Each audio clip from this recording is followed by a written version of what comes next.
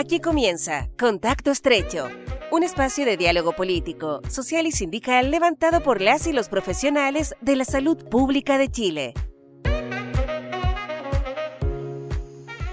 Saludamos a todas, todos, todes quienes nos están acompañando en un episodio más de este podcast Contacto Estrecho, en esta sección que hemos denominado Nueva Constitución con peras y manzanas, en la cual nos dedicamos a examinar artículo por artículo el contenido de la nueva Constitución para explicar qué es lo que significa el contenido, cuáles son las implicancias y también desmentir mucha información falsa que está circulando hoy día a raíz del debate constitucional.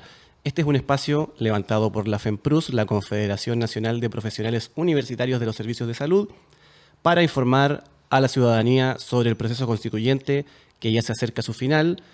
Así que aprovechamos también de llamar a todo el mundo a superar el miedo, a superar las dudas y a concurrir a votar este 4 de septiembre para aprobar esta nueva Constitución que nos permite abrir el camino para construir un nuevo Chile.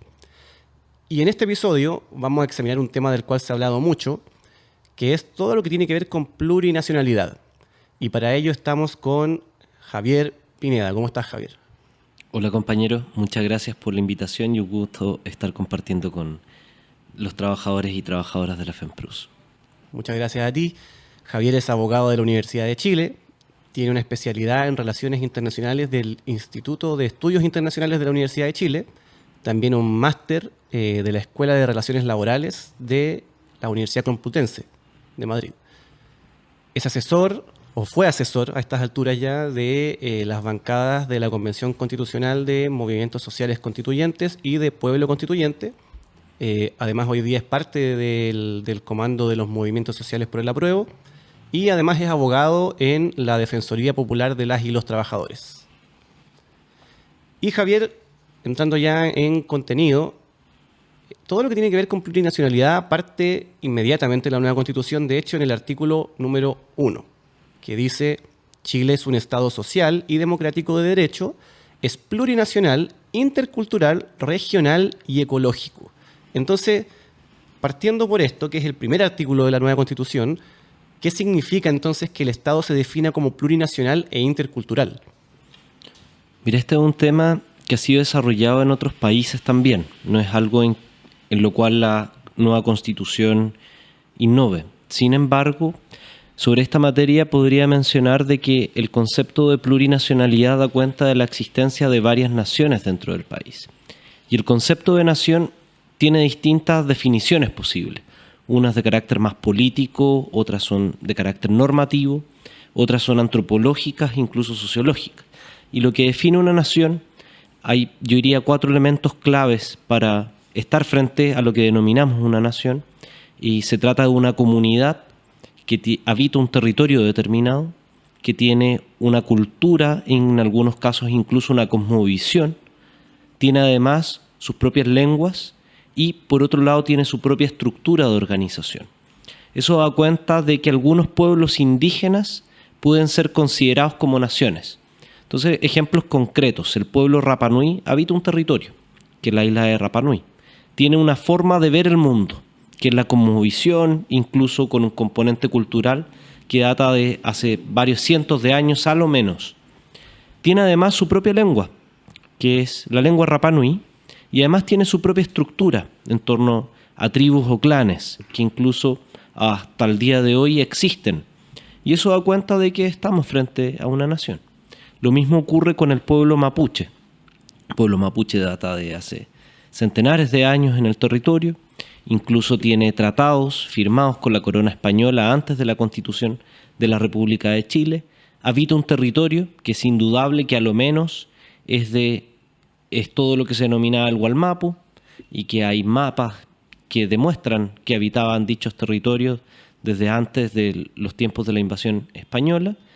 Tienen por otro lado una cosmovisión, una forma de ver el mundo, su propia lengua también, el mapudungún, mapuzungún, que admite varios dialectos dependiendo del territorio en el cual nos encontremos, y también tiene una estructura ancestral en tiempos de paz, incluso algunas modificaciones en tiempos de guerra, donde da cuenta de la existencia, por ejemplo, de el picunche, el huilliche, el pehuenche, el lafkenche, el nacche, y que estos habitan tanto el gulumapu como el puelmapu, y también el Wallmapu en su totalidad. Por tanto, esto nos da cuenta de que estamos frente a sociedades que pueden ser calificadas como naciones. Eso es lo que constata la definición de Chile como plurinacional, y que esto también era una promesa que existía por parte de distintos gobiernos y sobre todo desde el término de la dictadura hasta la fecha. Ahí recordar los acuerdos de Nueva Imperial, que cuando Patricio Aylwin va a Wallmapu a conversar con los distintos loncos, solicitando el apoyo para su candidatura presidencial y en la cual se compromete el reconocimiento constitucional. Entonces ese es el primer elemento respecto a la plurinacionalidad. Y la interculturalidad es una expresión de la plurinacionalidad, pero que da cuenta del diálogo que se produce entre dos o más culturas. Entonces, la interculturalidad es un concepto más complejo que no se reduce solamente al concepto de nación o de pueblo indígena, sino que también incluye otras culturas que han llegado a nuestro país, donde uno podría decir hay una influencia notable de determinadas culturas en algunas ciudades, por ejemplo, en la zona sur de Chile, en Valdivia, en Puerto Vara, donde no tienen origen de pueblos indígenas, pero que sí se produce un diálogo intercultural. Y en el caso de los pueblos indígenas, yo mencionaría que el diálogo entre culturas que se entienden como coexistentes es una dimensión de la plurinacionalidad, pero en la cual no solo da cuenta del reconocimiento, sino también de cómo dos culturas se pueden nutrir mutuamente. Entonces yo diría que son conceptos complementarios y mucho más complejos del concepto que ha sido utilizado como de multiculturalidad, que algunos dicen que Chile no es plurinacional ni intercultural, es solo multicultural, y el tema es que uno está de acuerdo con que Chile es multicultural, pero es un concepto meramente descriptivo, en el cual un país multicultural es donde existen muchas culturas, pero no tiene un contenido normativo ni político como sí lo tienen los conceptos de plurinacionalidad e intercultural. Así que esa podría ser una primera aproximación a estos conceptos, pero que luego los vamos a ver reflejados en distintas normas, que queda mucho más claro cuál es el contenido normativo de reconocer la plurinacionalidad y la interculturalidad. Así es, porque entrando a esos artículos normativos, el artículo número 5 está específicamente dedicado a plurinacionalidad. Y en su inciso número 1 dice lo siguiente: Chile reconoce la coexistencia de diversos pueblos y naciones en el marco de la unidad del Estado. El número 2 dice: son pueblos y naciones indígenas preexistentes. Acá hace un reconocimiento explícito de cuáles son las naciones indígenas que reconoce la nueva Constitución. Dice los mapuche, aymara, Rapa Nui, Licanantay, Quechua, Coya, Diaguita, Chango, Cahuéscar, Yagán, Selknam y otros que puedan ser reconocidos en la forma que establece la ley. Entonces, en el inciso 2 tenemos que hay un reconocimiento de los pueblos que actualmente es consenso de que eran pueblos preexistentes al Estado chileno, pero además abre la puerta para otros que puedan ser reconocidos en el futuro. Pero quiero meterme más en el inciso número 1, porque dice que se reconoce la coexistencia de diversos pueblos y naciones, pero, y esto es muy importante, en el marco de la unidad del Estado, porque ha habido mucha información antojadiza y muchas veces falsa, que habla de que con esta plurinacionalidad lo que se va a hacer es dividir el Estado de Chile. Entonces, ¿es tan así?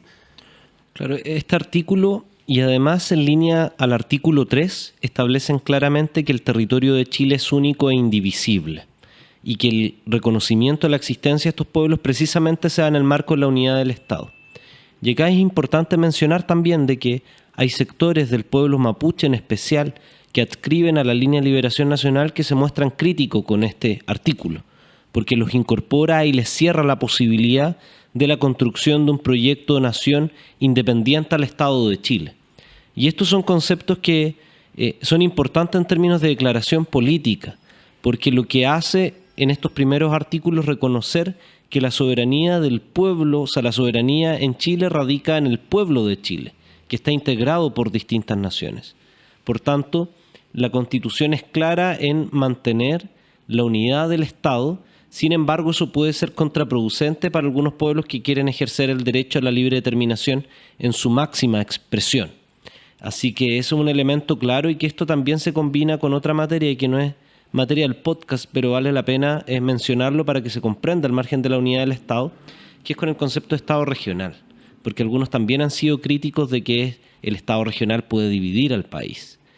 Pero lo que puede llegar a ocurrir es que si al gobernador de Magallanes se le ocurre declarar la independencia de Magallanes, estaría cayendo en un delito de sedición.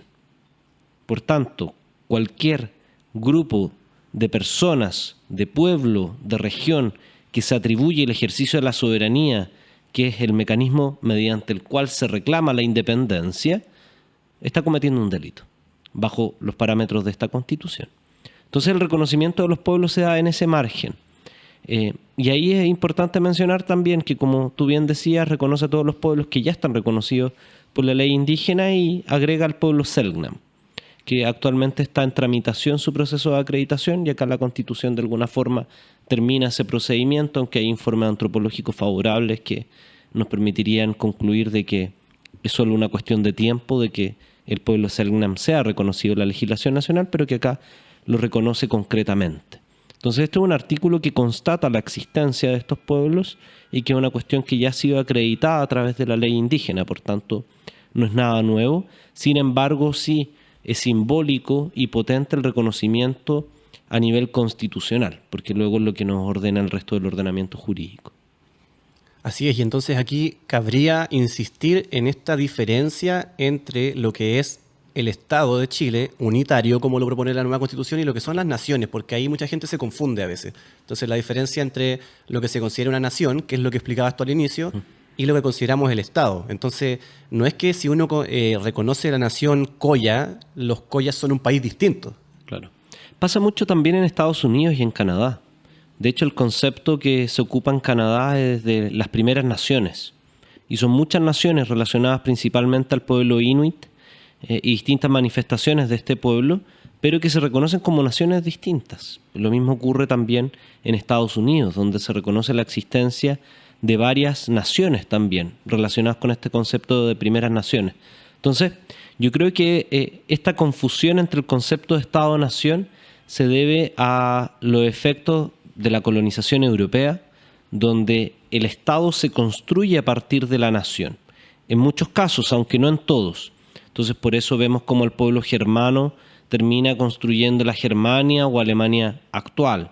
Luego hay manifestaciones del pueblo eslavo que también construyen gran parte de los estados en Europa del Este, pero vemos casos como el español, donde se asumía una nación única que en realidad estaba formada por distintas naciones, y eso lo reconoce la propia Constitución del 78, que reconoce la existencia del pueblo vasco, del pueblo catalán, del pueblo gallego, que tienen sus propias lenguas incluso, y que eso ha generado bastantes tensiones, pero el problema de esas tensiones no es que tengan reconocimiento constitucional, sino que es propio de la construcción política del Estado y de la conformación de la comunidad política.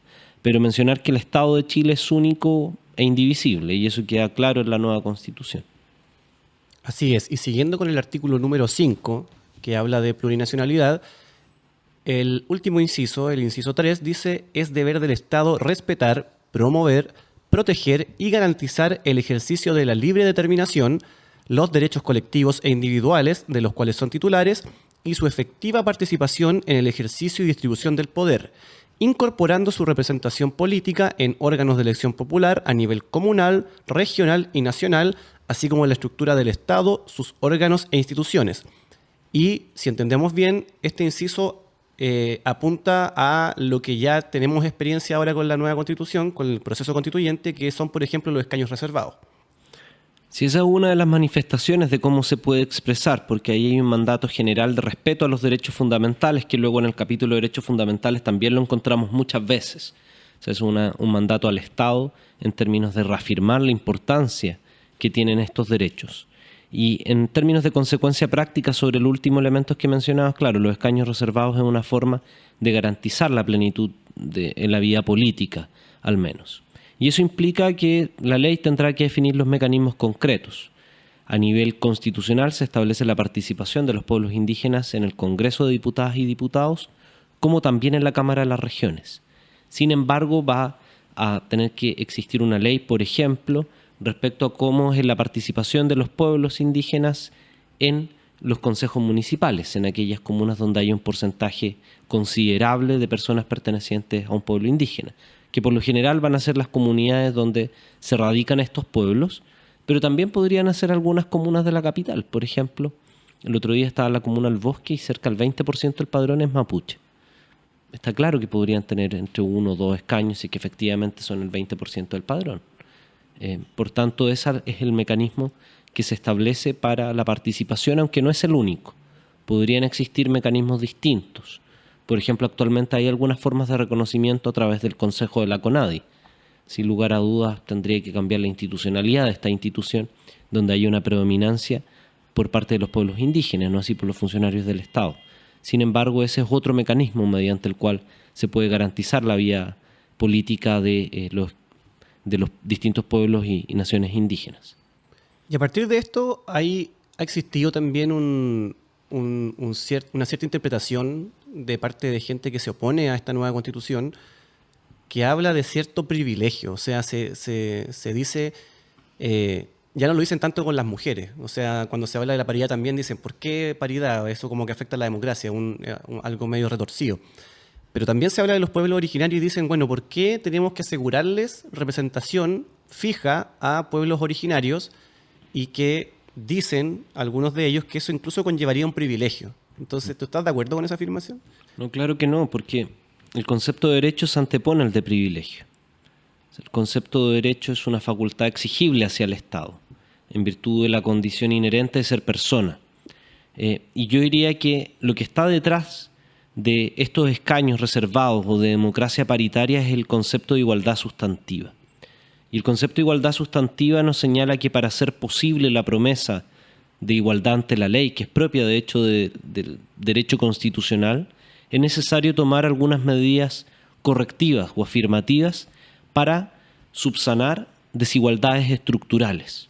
Entonces, por ejemplo, uno podría, dando esta misma discusión de quién tiene privilegios, considerar bajo esa perspectiva de que las niñas, niños y adolescentes son privilegiados en esta nueva Constitución, porque tienen derechos reconocidos de forma particular e incluso se garantiza un mayor presupuesto del Estado y la creación o el fortalecimiento de una defensoría de la niñez o incluso una asistencia jurídica especializada.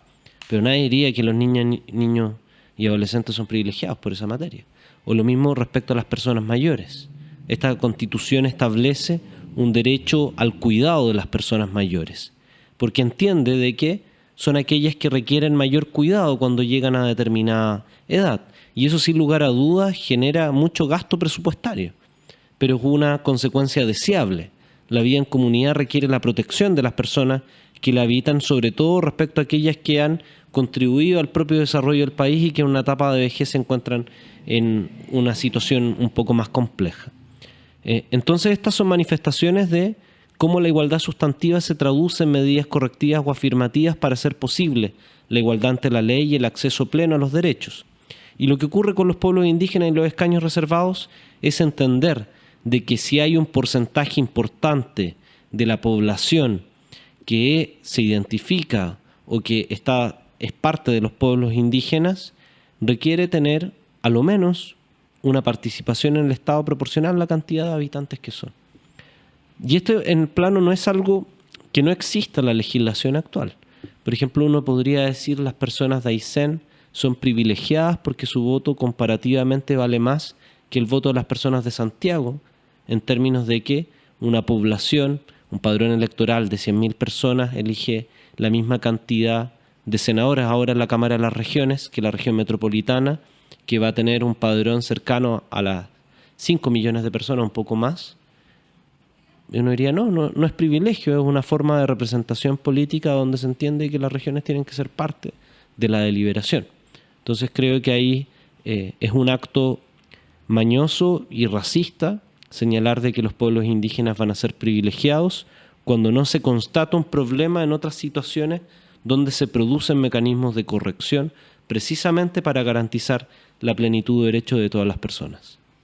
Así es, porque además se entiende que esta apuesta por la plurinacionalidad, por también el tema de la representación política, se basa en un análisis de las condiciones estructurales del país, donde ha habido una exclusión centenaria de los pueblos originarios, así como también ha habido una exclusión centenaria que se está recién empezando a romper con las mujeres. Es decir, ha habido una sobrerepresentación de los hombres a nivel político, una sobrerepresentación de quienes se consideran chilenos por sobre los pueblos indígenas.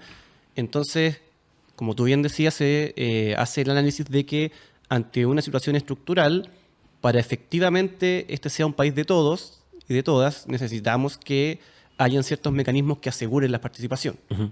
Sí, yo diría que el único escaño reservado que existió en la historia de Chile es el que tienen las familias Mata y Larraín, que si uno mira la historia del Congreso Nacional se puede encontrar con que en cada periodo legislativo son parte de estas instituciones. No sé por qué hay una predilección de las personas a elegirles o bien porque cuentan con los recursos suficientes para garantizar el éxito de las elecciones. Entonces, creo que pondría mayor el ojo ahí, y ahí uno podría decir que hay ciertos privilegios que dan cuenta de por qué algunas familias tienen mayores posibilidades de ser electas a lo largo de toda la historia del país y no solo en un momento político dado. Exacto. Y pasando al artículo número 11, que se relaciona directamente con esto, porque es el artículo que habla de interculturalidad.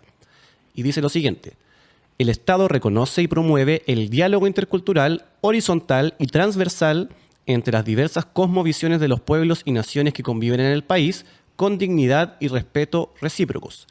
El ejercicio de las funciones públicas debe garantizar los mecanismos institucionales y la promoción de políticas públicas que favorezcan el reconocimiento y la comprensión de la diversidad étnica y cultural, superando las asimetrías existentes en el acceso, la distribución y el ejercicio del poder, así como en todos los ámbitos de la vida en sociedad. Entonces este artículo habla un poco de lo que hemos conversado hasta ahora, porque es un poco nivelar la cancha, como se dice, ¿o no? Sí, un diálogo entre culturas, y yo creo que el ejemplo concreto, o sea, dos ejemplos que se dan de cómo se manifiesta la interculturalidad. En el derecho a la salud existen actualmente hospitales interculturales, principalmente en la zona sur. Yo conozco la experiencia en el hospital de Coyipulli y de Nueva Imperial, en los cuales se permite que las personas no indígenas tengan atención también con una machi, por ejemplo, que es lo que existe en esos hospitales, y a la vez se permite que las personas pertenecientes al pueblo mapuche también puedan tener una atención que podríamos denominar occidental o tradicional en nuestro sistema público. Y eso es una elección de las personas. Respecto a los tratamientos también, pueden acceder a medicina ancestral mapuche o a la medicina tradicional. Entonces eso es una forma en cómo dialogan ambos pueblos en una misma dimensión, que en este caso es el derecho a la salud. Y lo mismo ocurre también en materia de educación. Existen ya los educadores interculturales, donde en algunos colegios se enseña mapudungún, y eso implica que los niños chilenos no mapuches tienen también la posibilidad de aprender esa lengua, lo cual fortalece el aprendizaje de los niños. Está demostrado de que aprender otras lenguas fortalece incluso las capacidades de memoria, de retención, entre otras habilidades que se desarrollan, y que uno diría, ¿por qué nos genera problema de que un niño o niña aprenda mapudungún, pero no nos genera problemas que aprenda inglés? Yo diría porque aprender otra lengua no es un problema, es algo necesario y deseable. Y así como pedimos de que mejore la educación del inglés en las escuelas, también deberíamos estar contentos porque se enseñen lenguas indígenas o incluso otros idiomas en las escuelas públicas de nuestro país. Entonces ese es el diálogo entre culturas que se produce y que también tiene una dimensión no indígena, aun cuando la protección en particular de esta interculturalidad se da a propósito del reconocimiento de los derechos colectivos de los pueblos y naciones indígenas. Pero, por ejemplo, los colegios alemanes o los colegios franceses, que son menos en Chile, los colegios ingleses, también se da la oportunidad de diálogos interculturales al interior de esas escuelas, y uno diría que es bueno que así ocurra también. Claro, y en relación con eso mismo, el artículo número 12 habla específicamente del plurilingüismo. En este marco de plurinacionalidad e interculturalidad, en el inciso 1 dice: el Estado es plurilingüe. Su idioma oficial es el castellano, pero también dice: los idiomas indígenas son oficiales en sus territorios y en zonas de alta densidad poblacional de cada pueblo y nación indígena. El Estado promueve su conocimiento, revitalización, valoración y respeto. Eso es súper importante. El inciso 2 además reconoce la lengua de señas chilena, como lengua natural y oficial de las personas sordas, así como sus derechos lingüísticos en todos los ámbitos de la vida social, que es un gran avance para la comunidad sorda en general. Pero si volvemos al artículo número 1, se habla específicamente de los idiomas indígenas, y eso también es un paso adelante. Sí, yo diría que es un avance sustancial, y sobre todo ahí el concepto de revitalización es clave. porque a diferencia, por ejemplo, de la lengua castellana o incluso de otras lenguas extranjeras, el problema que enfrentan las lenguas indígenas es que son pocas personas los que los hablan, hay pocas instituciones educativas que ofrecen programas, por tanto es deseable de que el Estado realice un impulso a través de las escuelas públicas, de las universidades públicas, donde se masifique el aprendizaje y esté al acceso de toda la población, no solo de la población indígena, sino también de todo el pueblo de Chile. Perfecto. Y acá entramos a temas que también han sido polémicos porque se ha tergiversado y hay mucha información falsa circulando al respecto. En primer lugar, sobre el tema de las aguas. Hay una discusión grande sobre el tema de las aguas en general y hay mucha gente que se beneficia de la actual legislación y de lo que permite en cuanto a la propiedad de las aguas y que está en contra de lo que se está proponiendo en la nueva Constitución. Pero específicamente hay un artículo, el artículo 58, que se refiere a aguas de pueblos originarios. Y dice, la Constitución reconoce a los pueblos y naciones indígenas el uso tradicional de las aguas situadas en territorios indígenas o autonomías territoriales indígenas. Es deber del Estado garantizar su protección, integridad y abastecimiento. ¿Qué implica esto en la práctica?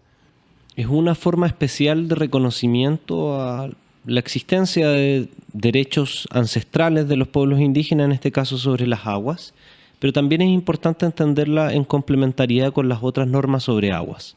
Los usos prioritarios de las aguas en la nueva Constitución radican respecto al consumo humano, o sea, para garantizar el derecho humano al agua y al saneamiento, a la pequeña agricultura y también a los usos ancestrales de los pueblos indígenas. Es decir, estos derechos tienen una prelación, por denominarlo de alguna forma, por sobre otros usos, como el uso industrial, para regar monocultivos, y acá es importante que no se metan en el mismo saco los pequeños agricultores, que están expresamente protegidos y que incluso en las normas transitorias se establece una prohibición de afectación de sus derechos.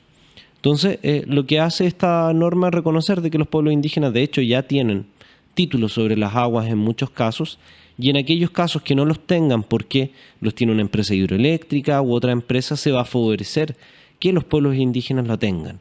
Y si uno mira, la mayoría de los usos que les dan los pueblos indígenas están relacionados al consumo humano también, a la pequeña agricultura o algunos casos a ritos más ceremoniales, pero que la cantidad de agua que utilizan no afecta en nada al ecosistema, sino que por el contrario, son prácticas que protegen aún más los caudales, por tanto son netamente compatibles con la visión que tiene la nueva Constitución, y también establece una restricción que es importante de mencionar, que no se pueden comercializar las aguas.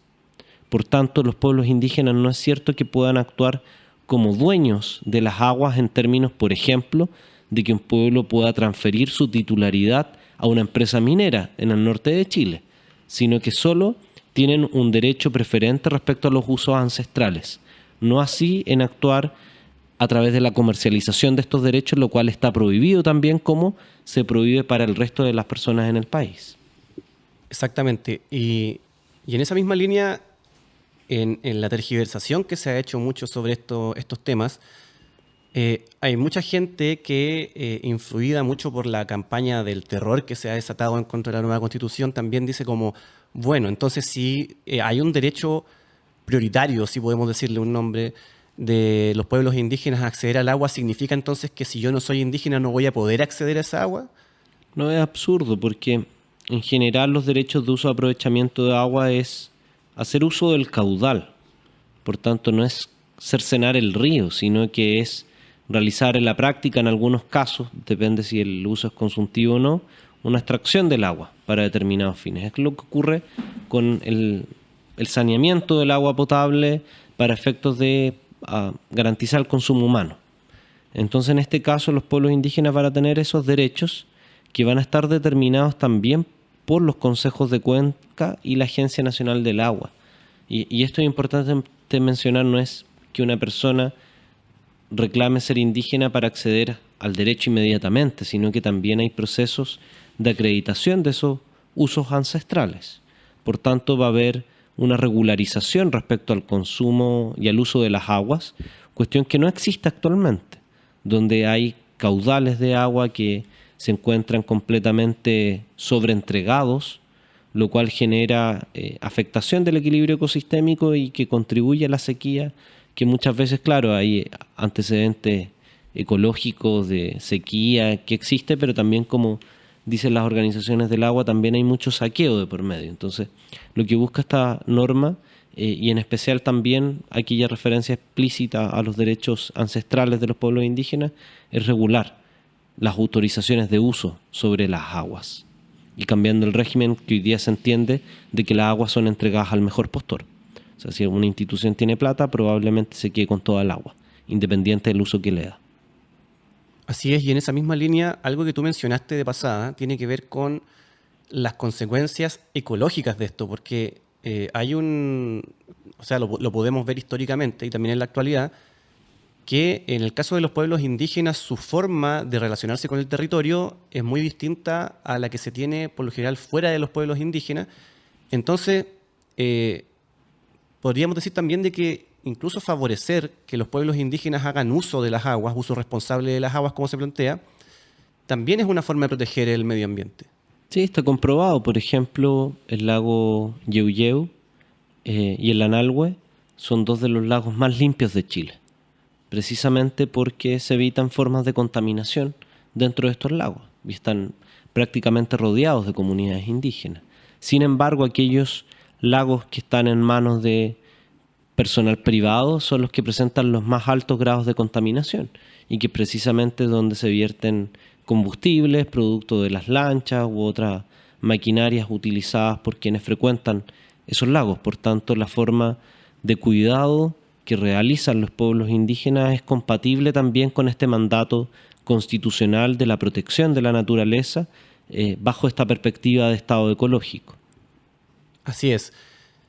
Y pasando a un tema que también habíamos mencionado brevemente antes, en el artículo 191 habla de las entidades territoriales, pero habla específicamente de la participación en entidades territoriales, y el inciso número 2 dice: los pueblos y naciones indígenas deberán ser consultados y otorgarán el consentimiento libre, previo e informado en aquellas materias o asuntos que les afecten en sus derechos reconocidos en esta Constitución.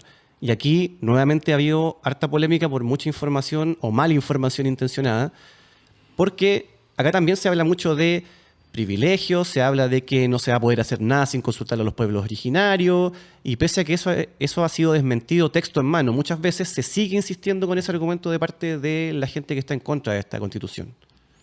Sí, yo podría mencionar dos elementos importantes. Una es la ubicación que tú bien señalabas, de dónde se encuentra esta disposición sobre el consentimiento. Está radicada en las entidades territoriales, es decir, a nivel comunal y a nivel regional.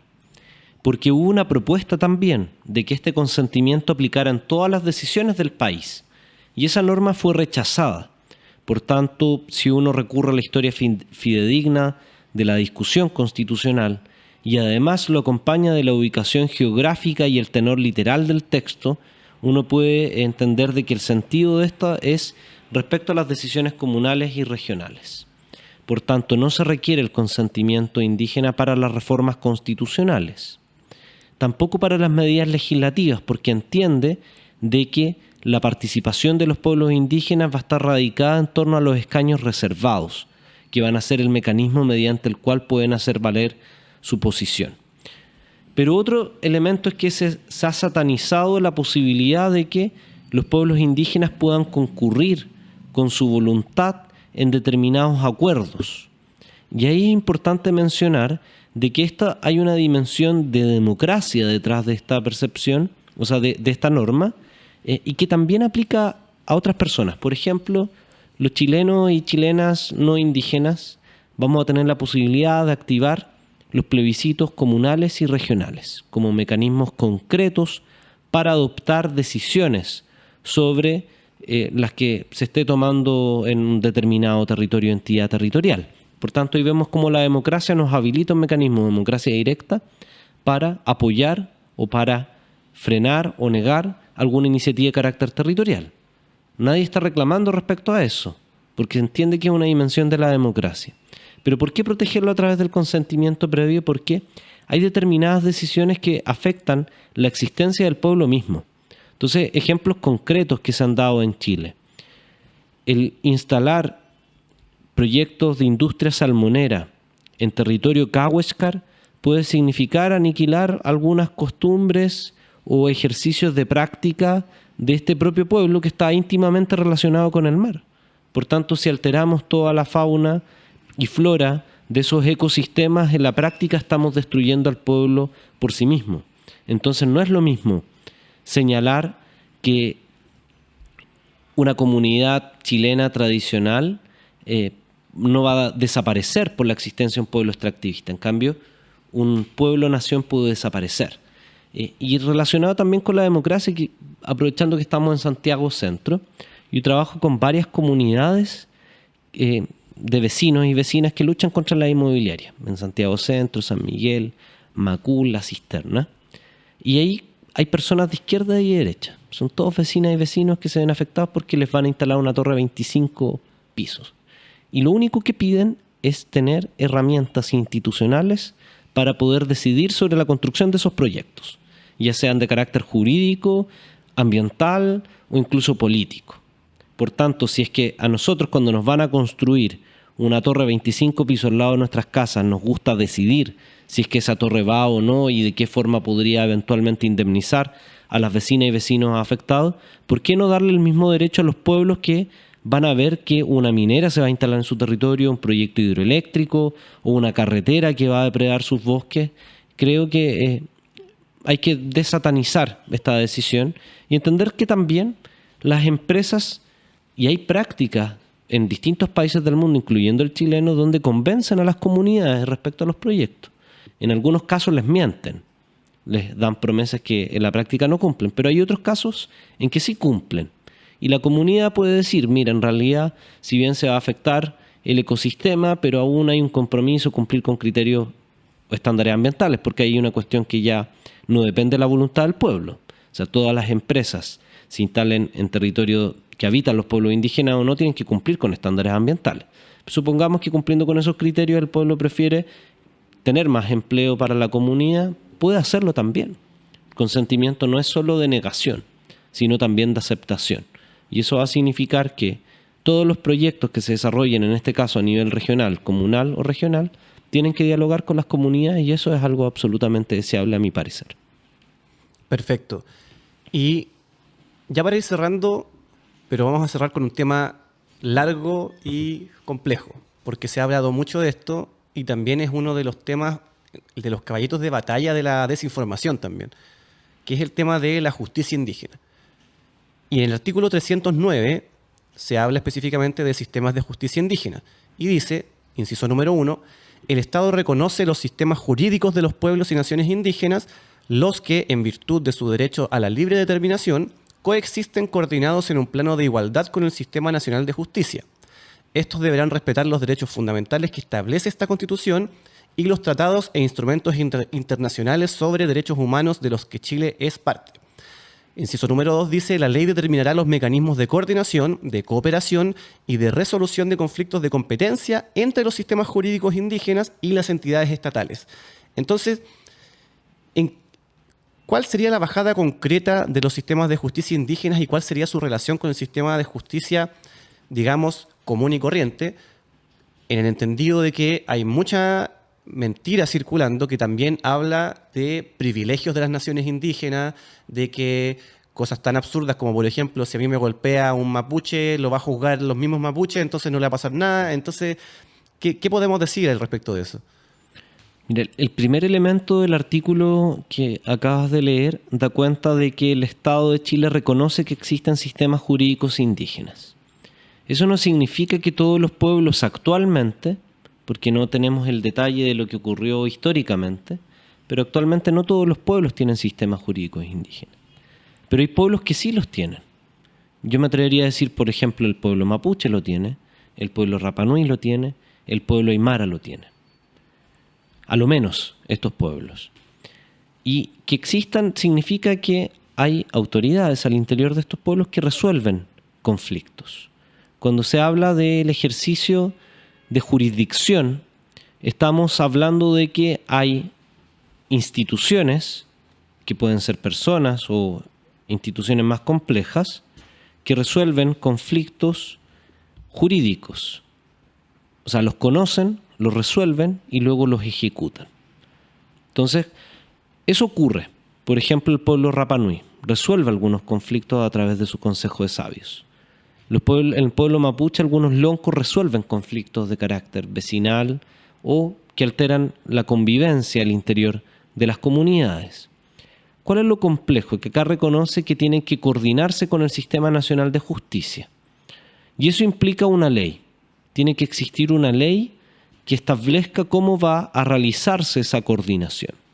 Y antes de la ley también es necesaria una consulta previa, libre e informada, a los respectivos pueblos para que puedan dar cuenta de cuáles son sus sistemas jurídicos indígenas y cuáles son las autoridades que ellos reconocen. Entonces, ha salido mucho en la tele. ¿Qué pasa?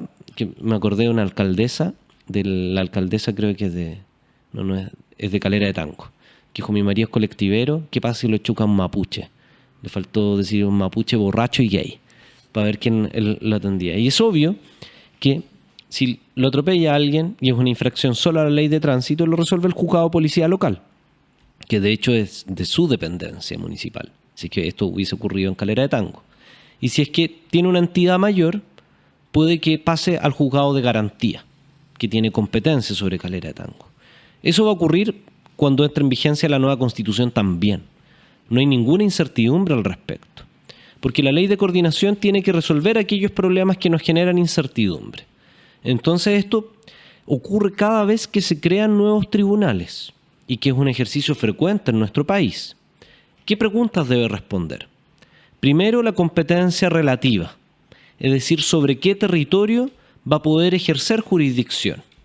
Por tanto, los pueblos van a tener que definir, y luego esto va a ser discutido en el Congreso, si es que van a tener un juez por comunidad, por una unidad, por ejemplo, como una autonomía territorial indígena, si va a ser por un LOF, por un conjunto de LOF. Eso va a dialogar entre las propias comunidades y el Congreso, que puede manifestar su desacuerdo con esa propuesta y va a tener la última palabra en términos de la aprobación de la ley de coordinación. Pero yo les diría, ese conflicto se genera actualmente. Por ejemplo, si ustedes tienen un accidente de tránsito, de hecho se da actualmente, ustedes dicen: ¿a quién tengo que recurrir? ¿Al juzgado de policía local o al juzgado civil? Hay algunas materias de entidades que los va a haber uno y otro. Entonces uno puede decir: ya, pero es que en Santiago está el juzgado civil de Santiago, que tiene más de 20, y además está el juzgado de policía local de Santiago. ¿A cuál voy? Bueno, eso es competencia relativa, y ya sabemos que en un territorio va a haber determinado tribunal. La otra materia es las competencias que va a haber. Entonces, algunos dicen: es que si un mapuche mata a un chileno, el lonco lo va a juzgar. No, porque eso lo tiene que resolver la ley. ¿Cuáles son las materias que van a conocer? Hay algunos que han planteado que las materias penales no las pueden conocer. Yo soy de la postura, y esto es una postura más individual, de que hay algunos problemas penales que sí debiese resolver la justicia indígena. Por cierto, no el caso de homicidio, pero sí podría resolver el delito de abigeato, que es común en las comunidades indígenas. El abigeato es el robo de animales. Y acá un ejemplo concreto. ¿Qué ocurre en Colchane cuando se roban un animal entre indígenas? La fiscalía competente, el tribunal competente está en Huara. ¿Ustedes creen que un fiscal va a subir 3 horas al altiplano, a Colchane, a determinar quién se robó la llama? No lo hacen, aplican principio de oportunidad, porque no investigan ese tipo de delitos. ¿Y qué ocurre? El conflicto sigue en la comunidad, porque no se vio resuelto. Por tanto, tener competencia sobre estas materias, que son delitos penales de menor entidad, no lo veo complejo. También ocurre, por ejemplo, cuando hay riñas luego de eventos deportivos. No de alta intensidad, no con armas blancas ni graves heridos, pero que puede haber ocasionado lesiones menos leves. Probablemente un juez les diga: ya, váyanse todos para la casa, pero el problema queda en la comunidad y de alguna forma hay que resolverlo. Y muchas veces estas autoridades de los propios pueblos tienen el reconocimiento y la legitimidad por parte de las personas que pertenecen al pueblo para resolver los conflictos. También ocurre con otra dimensión, que es a las personas que les afecta la justicia indígena. Y ahí uno diría, por regla general, el 90% de los casos van a ser solo personas pertenecientes a los pueblos. El caso del accidente nunca va a estar dentro de los casos que van a resolver, salvo que sea un accidente porque alguien se metió dentro de un camino de la comunidad indígena y atropelló a alguien. O, por ejemplo, cuando un chileno se casa con una indígena y se va a vivir a la comunidad del Lonco, ¿por qué no va a poder ser afectado por esa jurisdicción indígena? ¿Por qué establecer una prohibición constitucional que lo excluya a priori cuando es parte de esa comunidad aún no detentando la calidad de indígena? Entonces, por eso esta discusión quedó un poco abierta, pero yo diría que mirando el derecho comparado esto no genera mayores problemas. Entonces, por ejemplo, en el caso de las personas afectadas, como les decía, casi siempre van a ser personas pertenecientes al mismo pueblo, excepcionalmente personas no pertenecientes al mismo pueblo, y por lo general siempre se contempla el derecho de opción. Es decir, que la persona, sea indígena o no indígena, tenga el derecho a recurrir a la justicia ordinaria para resolver el conflicto, y no a estos jueces. Y ocurre algo similar también con el arbitraje. Por ejemplo, las grandes empresas deciden someterse a que un árbitro resuelva el conflicto. Y al principio ambas empresas están contentas de que sea un árbitro la que resuelva el conflicto. Pero ¿qué ocurre cuando una empresa pierde? ¿Qué hace? Presentan por lo general un recurso de nulidad ante la Corte de Apelaciones para tratar de uniformar el criterio. Entonces algo similar va a ocurrir también con la justicia indígena, y yo diría acá no hay sistemas paralelos. No es que los 10 pueblos tengan su propio sistema, porque las leyes son las mismas para todo el territorio de la República. Por tanto, no van a aplicar leyes distintas. Lo que sí pueden es considerar determinadas costumbres como derecho consuetudinario, que eso también existe en el derecho chileno en algunos casos excepcionalmente, pero eso debe justificarse y debe hacerse dentro del margen del respeto a los derechos humanos. Entonces, supongamos que hay una perspectiva muy racista de que prácticamente los indígenas son bárbaros, pero supongamos de que hay una autoridad indígena que sanciona con penas corporales a la persona que cometió una determinada falta. La persona afectada tiene que ir a presentar un recurso a la Corte Suprema, que es lo que establece esta Constitución y que va a tener que establecer obligatoriamente la ley porque está en la Constitución. O sea, la Corte Suprema siempre puede corregir cualquier sentencia. Por tanto, así como nos encontramos con jueces injustos en la base o en nuestras comunas, y luego reclamamos ante la Corte de Apelaciones o eventualmente ante la Suprema, con la justicia indígena, la Suprema va a ser la que resuelva los conflictos. Por tanto, si desconfiamos de la Suprema es que ya desconfiamos de todo el Poder Judicial. Puede ser una posición legítima políticamente, pero ya institucionalmente es difícil que nos hagamos cargo de aquello.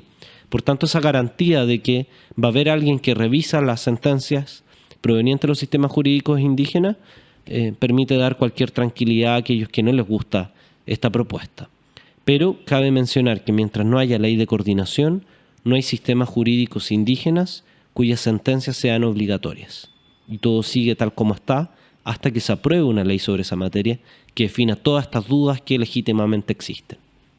Así es, porque como tú bien mencionabas, tenemos el caso de la Corte Suprema como el organismo que es el organismo judicial superior que finalmente dirime cualquier conflicto entre otros organismos, y ese organismo no es indígena, no lo es, y además el principio de igualdad ante la ley, que también está consagrado en la nueva Constitución. Sí, así es.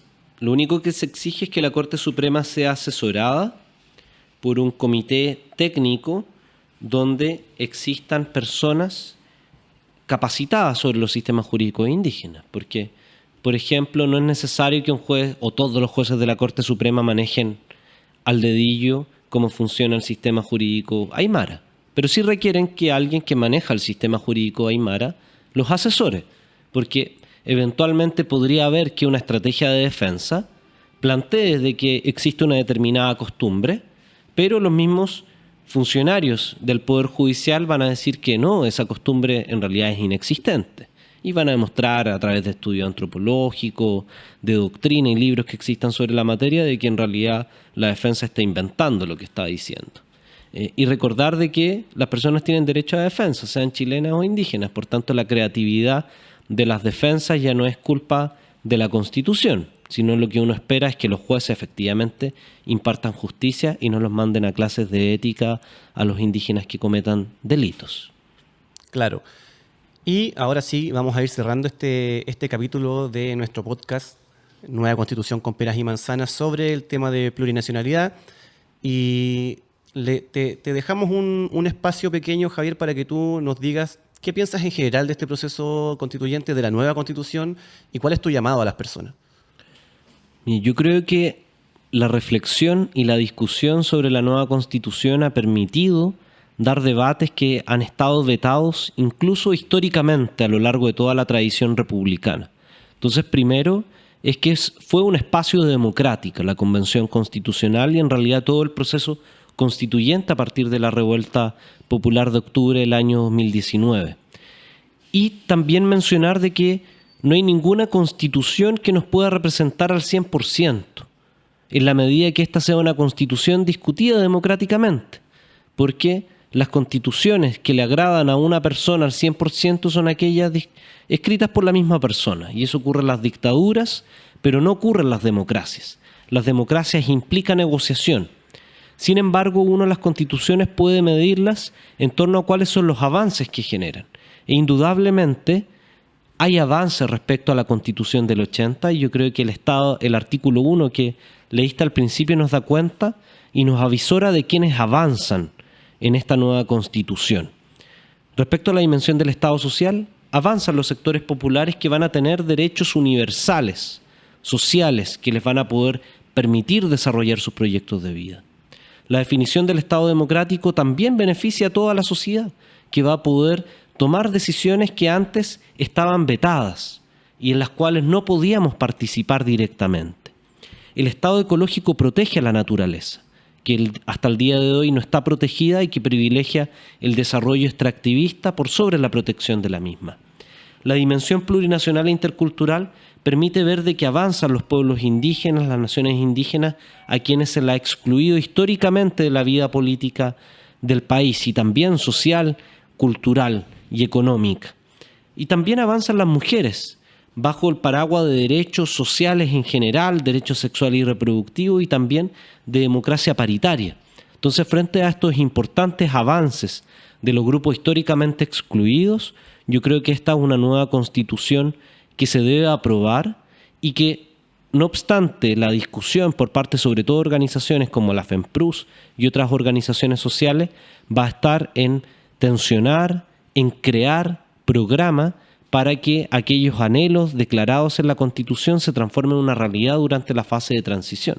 Porque las constituciones solo adquieren vida en la medida de que los pueblos la encarnan, la hacen propia y la materializan a través de políticas públicas y adecuaciones legislativas. Por tanto, llamo a aprobar este 4 de septiembre y creo que vamos a tener el desafío desde el mismo 5 de septiembre de hacernos cargo para que esta Constitución efectivamente materialice todos los derechos allí consagrados. Javier Pineda, te damos muchas gracias por habernos acompañado en este podcast. Invitamos a todas las personas a seguir este espacio, a escuchar los capítulos que tenemos. Tenemos discusiones sobre varias cosas y probablemente sigamos haciéndolo post plebiscito. Y, por supuesto, a aprobar la nueva Constitución este 4 de septiembre, a ir a votar, recordar que es obligatorio, que la gente que no vote se expone a multas, pero lo importante es que se vaya a votar con la convicción de construir un mejor país para todas y todos quienes habitamos este territorio. Así que les damos muchas gracias y nos encontraremos en un siguiente episodio. Gracias por escuchar Contacto Estrecho. Les esperamos en un próximo capítulo e invitamos a ingresar a www.femprus.cl para más información sobre los debates e ideas de las y los profesionales